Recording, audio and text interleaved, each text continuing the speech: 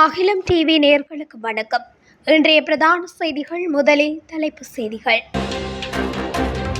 பொருளாதார நெருக்கடியில் சிக்கப்போகும் இலங்கை விடுக்கப்பட்டுள்ள எச்சரிக்கை. புதிய டிஜிட்டல் அடையாள அட்டை குறித்து வெளியான அறிவிப்பு. உயர்தர பரீட்சையில் சித்தியடைந்த மாணவர்களுக்கு வெளியான மகிழ்ச்சி தகவல். நாளை முதல் புதிய விலைகளில் நெல் கொள்வனவு. 2026 ஆண்டுக்கான வரவு செலவு திட்டம் அமைச்சரவை அனுமதி. சொகுசு பஸ் லோரியில் மோதி கோர விபத்து. சீனாவில் கனமழை, போக்குவரத்து சேவைகள் ஸ்தம்பிதம். நடுவானில் இருந்து திடீரென்று கீழே இறங்கிய விமானம். யாழ் உள்ளிட்ட பல பகுதிகளில் மழைக்கு வாய்ப்பு. தொடர்வன விரிவான செய்திகள். இந்த ஆண்டு ஆகஸ்ட் மாத முடிவில் நாட்டில் பெரும் பொருளாதார நெருக்கடி ஏற்பட்டு அடுத்த ஆண்டின் முதல் கால பகுதியில் அது உக்கிரமடையக்கூடும் என முன்னாள் நாடாளுமன்ற உறுப்பினர் ராஜித சேனாரத்ன தெரிவித்துள்ளார். அத்தோடு இந்த நாட்டை பொருளாதாரத்தினால் மட்டுமே மீளமைக்க முடியும் என்றும் அவர் கூறியுள்ளார். இதன்படி வேறு எந்த விதத்திலும் இதனை மாற்றியமைக்க முடியாது என கூறிய அவர், இந்த அரசிடம் சுதந்திரமான காத்திரமான திட்டங்கள் இல்லாததால் ஊழல் ஒழிப்பு மற்றும் இதர காரணிகளை முன்னிலைப்படுத்துகின்றது எனவும் கூறியுள்ளார். மேலும் தற்போதைய அரசாங்கத்திடம் பொருளாதார திட்டம் இல்லாததால் எதிர்காலத்தில் நாடு மீண்டும் ஒரு பெரிய பொருளாதார நெருக்கடியை எதிர்கொள்ளும் என்றும் தெரிவித்துள்ளார். நாம் ஊழலை கட்டுப்படுத்த வேண்டும், ஆனால் நாட்டின் உயிர் வாழ்வு பொருளாதாரத்தால் தீர்மானிக்கப்படுகிறது எனவும் தெரிவித்துள்ளார்.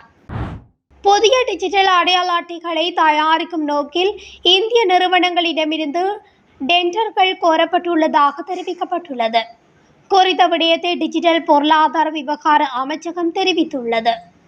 இந்த திட்டத்திற்காக 4 மாத கால அவகாசம் வழங்கப்படும் என துணை அமைச்சர் எரங்க வீரரத்ன தெரிவித்துள்ளார். அத்தோடு இந்த திட்டத்தை முன்னெடுத்துக் கொள்ள இந்திய அரசு இலங்கைக்கு ரூபாய் 10.4 பில்லியன் மானியம் வழங்கும் என அவர் குறிப்பிட்டுள்ளார். மேலும் 2026 ஆண்டின் நடுப்பகுதிக்குள் புதிய டிஜிட்டல் அடையாள அட்டையை வழங்கும் நடவடிக்கைகள் ஆரம்பிக்கப்படும் எனவும் அவர் தெரிவித்துள்ளமை குறிப்பிடத்தக்கது. உயர்தர பரீட்சையில் சித்தியடைந்த மாணவர்களுக்கு வெளிநாட்டு பல்கலைக்கழகத்தில் முதல் பட்டப்படிப்பை தொடர உதவித்தொகை வழங்குவதற்கு அமைச்சரவை ஒப்புதல் அளித்துள்ளது. இன்று நடைபெற்ற ஊடகவியலாளர் சந்திப்பில் அமைச்சர் நலிந்த ஜேதிச இதனை தெரிவித்துள்ளார். அரசாங்கத்தின் கொள்கை அறிக்கையின்படி நாகரிகமான பிரஜை, முன்னேற்றகரமான மனித வளத்தை உருவாக்கும் நோக்கத்தை நிறைவேற்றுவதற்காக இந்த திட்டம் செயல்படுத்தப்படவுள்ளது. அதாவது உயர்தர பரீட்சையில் சித்தியடைந்த மாணவர்களுக்கு உயர் சர்வதேச தரவரிசையில் உள்ள வெளிநாட்டு பல்கலைக்கழகங்களில் முதல் பட்டப்படிப்பை தொடர உதவித்தொகை வழங்கும் திட்டத்தை செயல்படுத்த 2025 ஆண்டுக்கான வரவு செலவு திட்டத்தின் மூலம் 200 மில்லியன் ரூபாய் ஒதுக்கீடு செய்யப்பட்டது. இந்த புலமை பரிசில் திட்டத்தின் கீழ் சர்வதேச பல்கலைக்கழக தரவரிசை குறியீடுகளில் முதல் 500 இடங்களுக்குள் இருக்கும் மற்றும் ஆங்கிலத்தில் கற்பிக்கப்படும் வெளிநாட்டு பல்கலைக்கழகங்களில் இருந்து அதிகபட்சமாக 4 ஆண்டுகளுக்கு பட்டப்படிப்புகளை முடிக்க உதவித்தொகை வழங்க முன்மொழியப்பட்டுள்ளது. இந்த 5 ஆண்டு திட்டத்தின் கீழ் 200 மாணவர்களுக்கு உதவித்தொகை வழங்க திட்டமிட்டுள்ளதுடன் 2025 ஆண்டுக்கு அதன் முதல் கட்டத்தின் கீழ் 20 முதல் 50 மாணவர்களை தேர்ந்தெடுக்க எதிர்பார்க்கப்படுகிறது. காப்போத பரீட்சையின் முக்கிய பாடப்பிரிவுகளில் அதிக இசட் மதிப்பெண் பெற்ற மாணவர்களுக்கு இதற்கு விண்ணப்பிக்க வாய்ப்பு வழங்கப்படுவதுடன் அந்த விண்ணப்பங்களில் இருந்து பொருத்தமான மாணவர்களை தேர்ந்தெடுப்பது பல்கலைக்கழக பேராசிரியர்கள் மற்றும் விரிவியாளர்களை கொண்ட நிபுணர் நேர்காணல் குழுவால் செய்யப்படும். அதன்படி கல்வி, உயர்கல்வி மற்றும் தொழிற்கல்வி அமைச்சர் என்ற முறையில் பிரதமர் முன்மொழியப்பட்ட உதவித்தொகை திட்டத்தை செயல்படுத்த சமர்ப்பித்த முன்மொழிவை அமைச்சரவை அங்கீகரித்துள்ளமை குறிப்பிடத்தக்கது. நெல்லை கொள்வனவு செய்ய நாளை முதல் நெல் சந்தைப்படுத்தல் சபை தயாராக உள்ளதாக தெரிவிக்கப்படுகிறது. இதன்படி நாளைய தினம் முதல் புதிய விலைகளில் நெல் சந்தைப்படுத்தல் சபை நெல்லை கொள்வனவு செய்யும் என விவசாய பிரதி அமைச்சர் நாமல் கருணாரத்ன தெரிவித்துள்ளார். இதன்படி 1 கிலோகிராம் நாடு நெல் வகை ரூபாய் 120 ஆகவும் கொள்வனவு செய்யப்பட உள்ளது. 1 கிலோகிராம் சம்பா ரூபாய் 125 ஆகவும் 1 கிலோகிராம் கீரி சம்பா ரூபாய் 132 ஆகவும் கொள்வனவு செய்யப்பட உள்ளது. இதேவேளை மண்ணெண்ணெய் விலை அதிகரித்துள்ள நிலையில் தற்போது உரங்களின் விலைகளும் அதிகரிக்கப்பட்டுள்ளதாகவும் அறிவிக்கப்பட்டுள்ளது. இதன்படி உலக சந்தையில் உர விலைகள் அதிகரித்துள்ளதாகவும் அதனால் உர விலையில் சில அதிகரிப்பு ஏற்பட்டுள்ளதாகவும் தேசிய உர செயலகத்தின் பணிப்பாளர் சந்தன லொக்குகேவகே தெரிவித்துள்ளார்.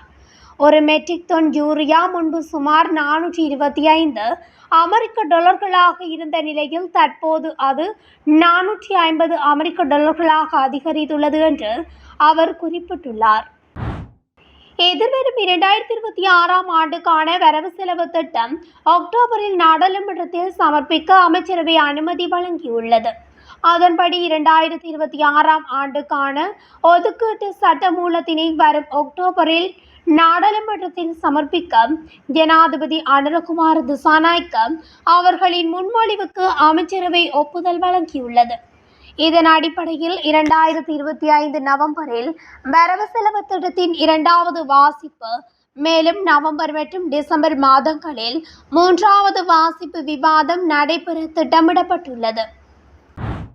தென்னிலங்கை மத்திய அதிவேக நெடுஞ்சாலையில் 76.5வது கிலோமீட்டர் மைல்கள் அருகில் இடம்பெற்ற விபத்தில் ஒருவர் உயிரிழந்துள்ளதுடன் மேலும் 7 பேர் காயமடைந்துள்ளதாக போலீசார் தெரிவித்தனர். இந்த விபத்து இன்று அதிகாலை இடம்பெற்றுள்ளது. சொகுசு பஸ் ஒன்று மோட்டார் சைக்கிள்களை ஏற்றிச் சென்ற லொரியொன்றின் பின்புறத்தில் மோதியதில் இந்த விபத்து இடம்பெற்றுள்ளது. விபத்தின் போது சொகுசு பஸ்ஸில் பயணித்த ஒருவர் உயிரிழந்துள்ளதுடன் மேலும் 7 பேர் காயமடைந்துள்ளனர். விபத்தில் காயமடைந்தவர்கள் சிகிச்சைக்காக வைத்தியசாலையில் அனுமதிக்கப்பட்டுள்ளதாகவும் விபத்து தொடர்பில் போலீசார் விசாரணைகளை மேற்கொண்டு வருகின்றனர். சீனாவில் பெய்து வரும் கனமழை காரணமாக சியான்பெங் நகரில் வெள்ளம் ஏற்பட்டுள்ளது. இதனைத் தொடர்ந்து பாடசாலைகள் மூடப்பட்டுள்ளதுடன் 18,000க்கும் மேற்பட்ட மக்கள் பாதுகாப்பான இடங்களுக்கு அனுப்பி வைக்கப்பட்டுள்ளனர். நீர் மற்றும் மின்சார விநியோகம் தடைப்பட்டதாகவும் பள்ளிகள் மூடப்பட்டதாகவும் பஸ் சேவைகள் நிறுத்தப்பட்டதாகவும் அரசு ஊடகங்கள் தெரிவித்தன. காலநிலை மாற்றத்தினாலே கனமழை பெய்வதாக சீன வானிலை ஆய்வாளர்கள் தெரிவித்துள்ளனர். சாங்காயில் இருந்து டோக்கியோ நோக்கி சென்று கொண்டிருந்த போயிங் 737 என்ற விமானம் நடுவானில் திடீரென்று 26,000 அடி கீழே இறங்கியதால் பரபரப்பு ஏற்பட்டுள்ளது. விமானம் திடீரென்று கீழே இறங்கியதை அடுத்து ஜப்பானில் கன்சாய் விமான நிலையத்தில் குறித்த விமானம் அவசரமாக தரையிறக்கப்பட்டுள்ளது. யாழ்ப்பாணம் மற்றும் மன்னார் மாவட்டங்களில் சிறிதளவு மழை பெய்யக்கூடும் என வளிமண்டலவியல் திணைக்களம் எதிர்ப்பு கூறியுள்ளது. வளிமண்டலவியல் திணைக்களம் இன்று வெளியிட்டுள்ள வானிலை அறிக்கையில் இந்த விடயம் தெரிவிக்கப்பட்டுள்ளது. மேல் சபரகமுவ மற்றும் வடமேல் மாகாணங்களிலும் நுவரெலியா, கண்டி, காலி மற்றும் மாத்தறை மாவட்டங்களிலும் பல தடவைகள் மழை பெய்யக்கூடும் எனவும் முன் அறிவிப்பில் தெரிவிக்கப்பட்டுள்ளது. மத்திய மலைநாட்டின் மேற்கு சரிவுகளிலும் வடக்கு, வடமத்திய மற்றும் வடமேல் மாகாணங்களிலும் திருகோணமலை மற்றும் ஹம்பாந்தோட்டை மாவட்டங்களிலும் அவ்வப்போது மணிக்கு 30 தொடக்கம் 40 கிலோமீட்டர் வேகத்தில் ஓரளவு பலத்த காற்று வீசக்கூடும் எனவும் வளிமண்டலவியல் திணைக்களம் குறிப்பிட்டுள்ளது.